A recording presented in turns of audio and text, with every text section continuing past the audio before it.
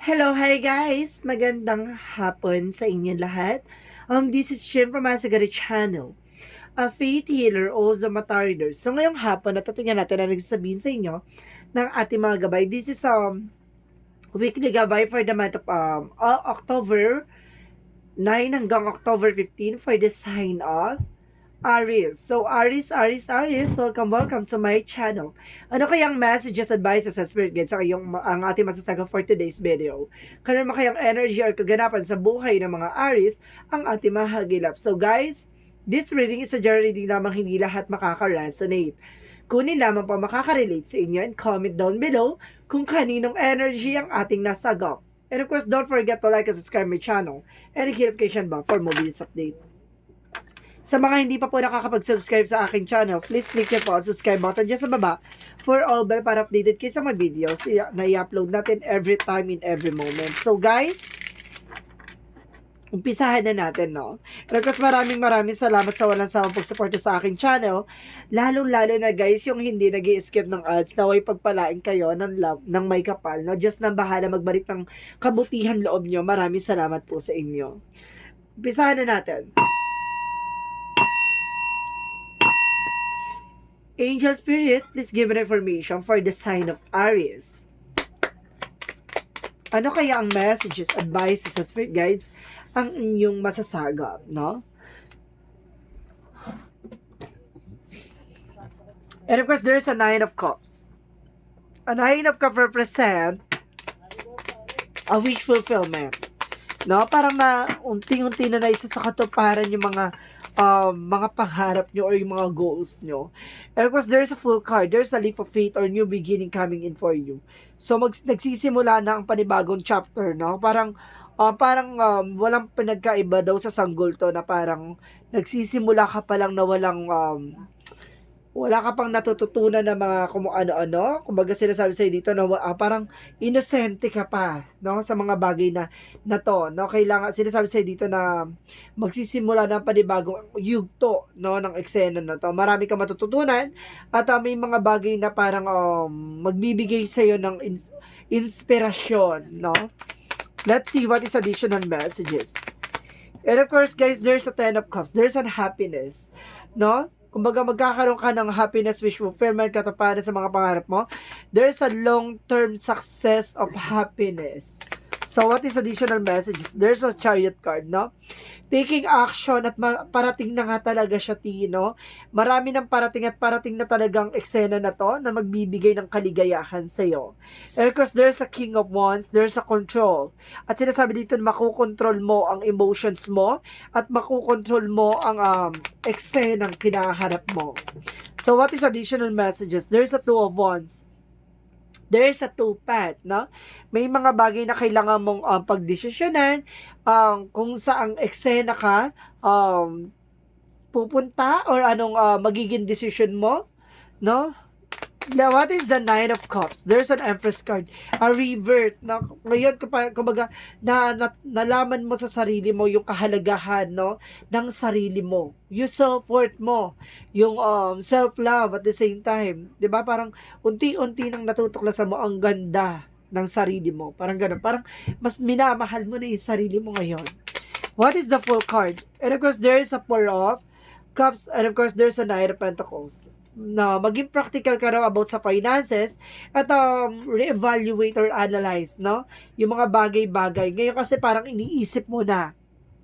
Bago ka nagtitake ng action, pinag-iisipan mo na ng malalim, no? At hindi ka na nagiging padalos-dalos this time. So, what is the Ten of Cups? And of course, there's a Temperance. There's a perfect timing. Sinasabi sa'yo dito, or there's information na kumbaga, nagkakaroon ka ng healing dito with the Temperance. At sinasabi sa'yo dito, ito yung kaligayahan na ine-expect mo at inihahantay mo. This is the perfect timing or there's a divine timing. What is a Chariot? What is a Chariot card in your spirit guides? And of course, guys, there's an Eight of Wands. Okay, there's a fast communication. Kumbaga, magiging mabilis na eksena dito, 'di ba? Kumbaga, ito yung fast movement. Kumbaga, taking action or actions that brings you a fast communication or fast movement. At the same time, there's a messages, email, offer. So, what is the King of Wands? Baka maaaring mag-message na itong inaantay mo. No, maaaring mag-take ng action ka or kailangan mo mag-take ng action or baka magte-take na siya ng action. At the same time, there's a King of Cups. There's a devoted and supportive person. Etong taong minamahal mo, taong gusto mo, o taong your person, no? Ay napaka-high standard, napakatalino at napakawais. So, kumbaga, there's supportive naman siya in fairness. And of course, there's a Two of Wands by Four of Pentacles. Okay, reevaluate or analyze. Pagdating sa finances, kailangan budget ka dyan, no?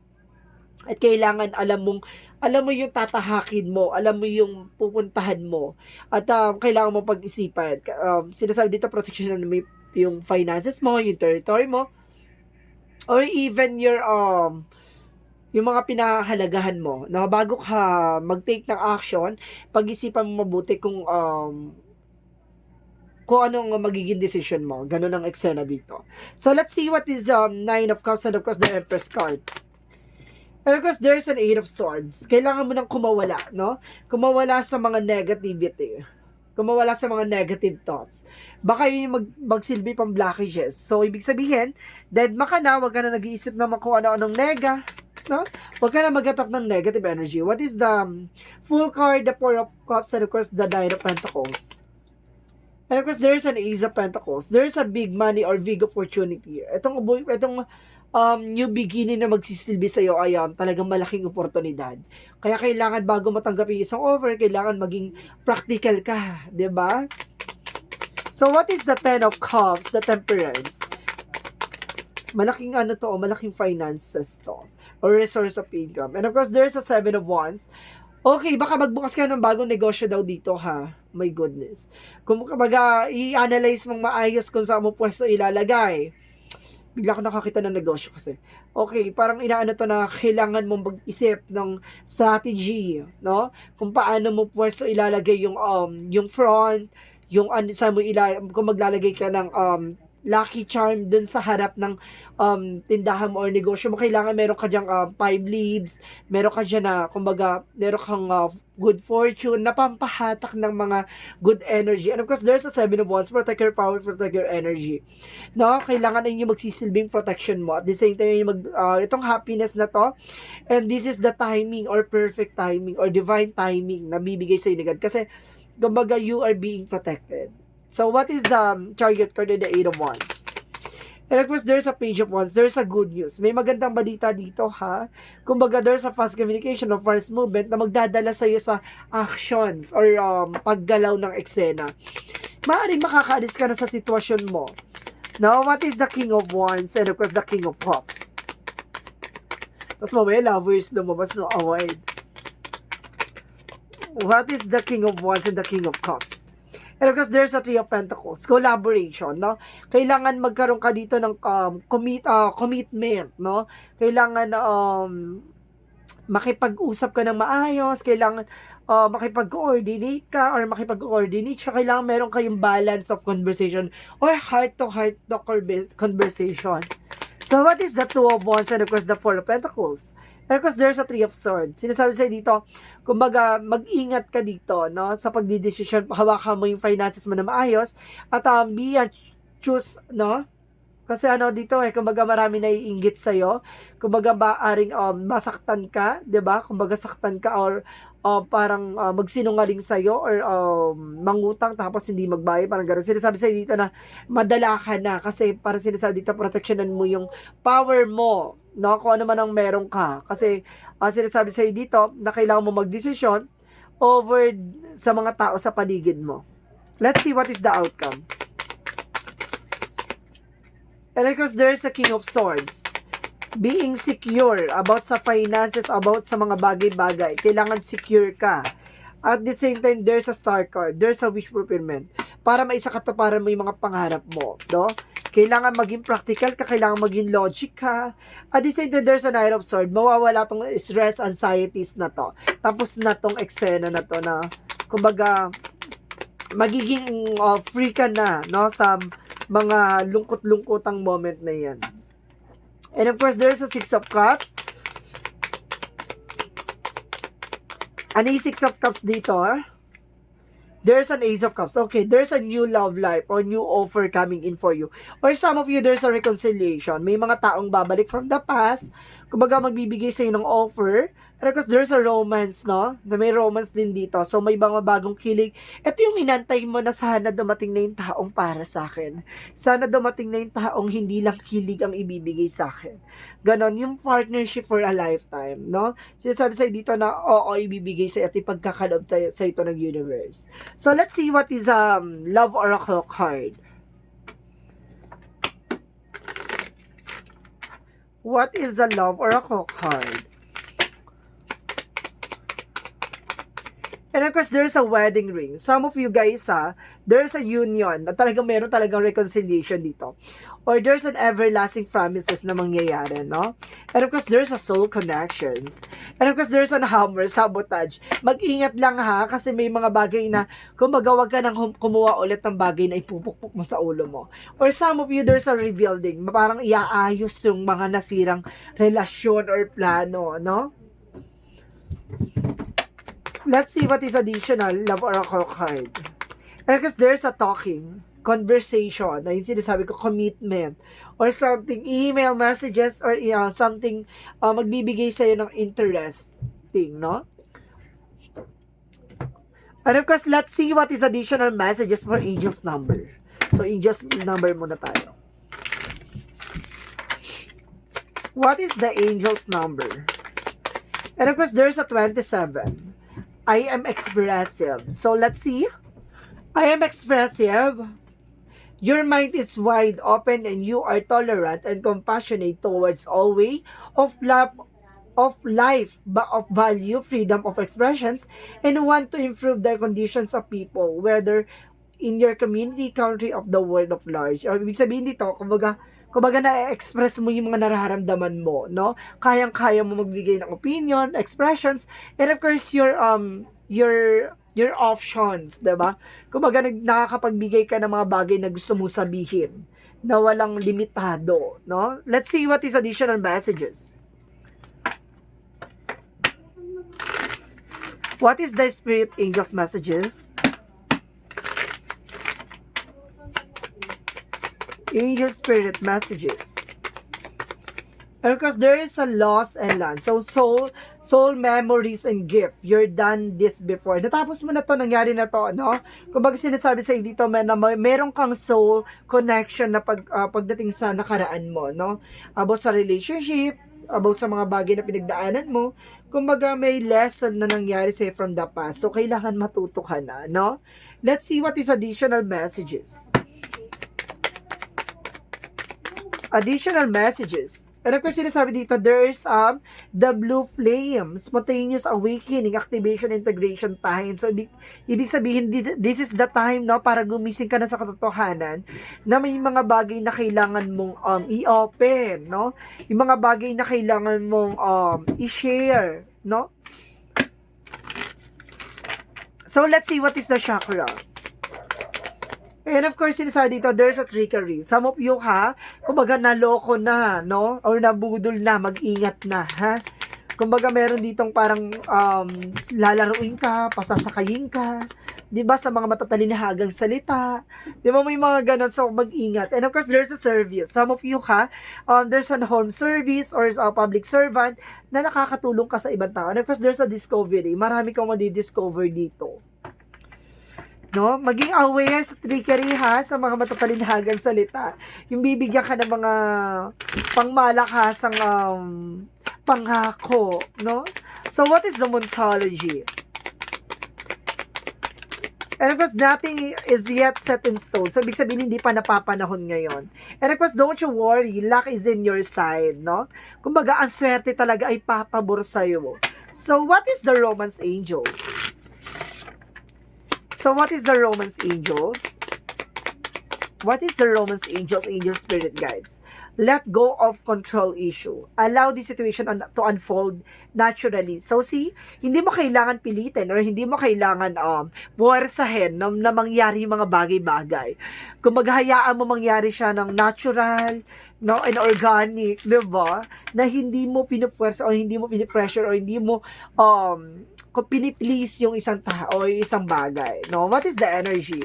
Kasi mas magandang makuha mo yung isang bagay na plano ni Lord or plano ni God, 'di ba? Kasi mas magandang kumbaga ma-achieve or makuha yung mga bagay na ibinigay sa iyo ng may kapal. And of course, there's an all tied up. Kailangan mong kumawala sa mga negative thoughts, mga negativity, yan, 'di ba? Let's see what is this energy. And of course, there's a temple of fire. Marami ka pa na madidiscover sa mga bagay-bagay, sa paligid mo, sa sarili mo, sa kakayanan mo, at sa mga tao sa paligid mo. Na yung mga taong totoong magmamahal sa'yo. 'Di ba? So, let's see what is additional messages. What is additional messages? There's an envy. Na, kumbaga, there's a different challenges, may mga kanya-kanya tayong pinagdadaanan sa buhay. Pagalingan na lang ng pagdala. At the same time, there's a change. May pagbabago magaganap dito. No? Ang pagbabago magaganap dito, magsisilbing pagbabago sa buhay mo. So, what is additional messages? And of course, there's a builder. Mukhang pinalala ka sa pinatitibay ka talaga. Mukha yung ikaw yung magsisilbing malalim na pundasyon. No, kahit na anong tibag ng isang eksena, no, hindi yan mabubuhag o hindi ka masisira. 'Di ba sa lahat ng pinagdaanan mo sa buhay? So, what is additional messages? And of course, there's a taking action, no? Intellectual. And of course, there's a spiritual. Diba? Hindi ka lang basta physically, mentally pa, and of course, emotionally, and spiritual. Diba? At the same time, there's a boundaries. Kailangan mo mag-set ng boundaries. Even your thoughts, your plans, 'di ba? Kumbaga sinasabi sa iyo dito na kailangan mag-set ka ng boundaries para hindi ka napapasukan ng mga negativity. 'Di ba? And of course, kailangan mo rin mag-cleansing, ha? At the same time, there's a creativity by change. May pagbabago talaga magaganap. So, let's see what is Archangel Michael messages. Changes coming talaga, Tid. A major changes coming. And ikaw, sense of humor. Sa dami mo pinagdadaanan sa buhay, kayang-kaya mo makipagsabayang umiti sa iba, di ba? Na hindi mo kayang ipahalata sa kanila na may problema ka. Ganun yun. Ay, yun yung power na meron ka na hindi nila kayang gawin. Kasi iba, pag may problema, dalan-dala nila eh. Ikaw, kayang-kaya mong dalhin yung problema mo. No, kaya mong mag-pretend na okay ka kahit hindi ka okay, 'di ba? Kasi ayaw mong nakakahatak ng negativity, ganun. And of course, there's a divine intervention. May mga paalala sa yung mga divine na lagi kang magtitiwala at maniniwala. And of course, yung mga gabay mo, ha? Kumaga, there's a divine intervention or paalala ng ating mga angel spirit or signs of synchronicities, no? Hinahatid sa iyo by angel's number or sa panaginip or intuition. Lagi kang makikinig dyan kasi dyan kanya dadalhin sa magandang eksena. Hindi kanya bibigoin dyan. So, what is the Jesus loving quotes? What is the Jesus loving quotes? Angel Spirit Guides. And of course, sinasabi dito, seek you first the kingdom of God and His righteousness, and all things shall be added to you. See?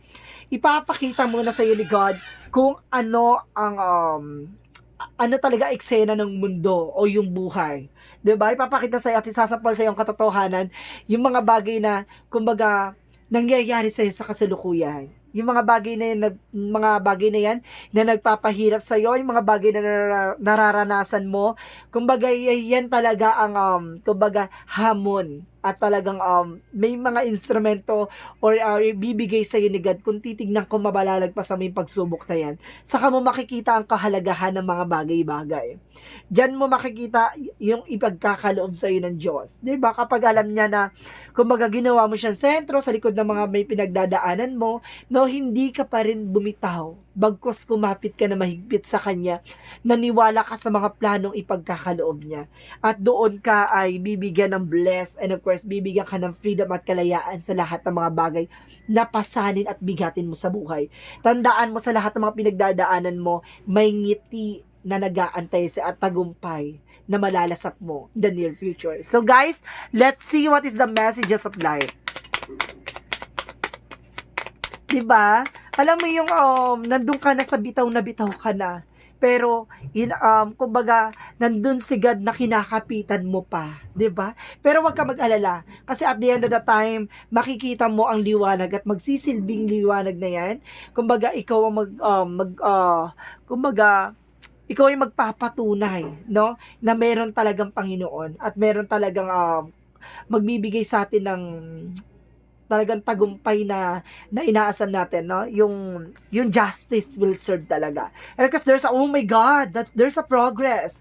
O, di ba? Kumbaga, pinapakita lang dito na, kumbaga, yung mga pinagdadaanan natin sa buhay, kumbaga, nandun na tayo sa sa process and progress Yung mga pinagdadaanan natin, talagang proseso yan at progreso. At least ngayon, kumbaga, may mga pinagdadaanan tayo na unti-unti na tayo nababangon. Tandaan mo, malayong malayo ka na sa dating ikaw.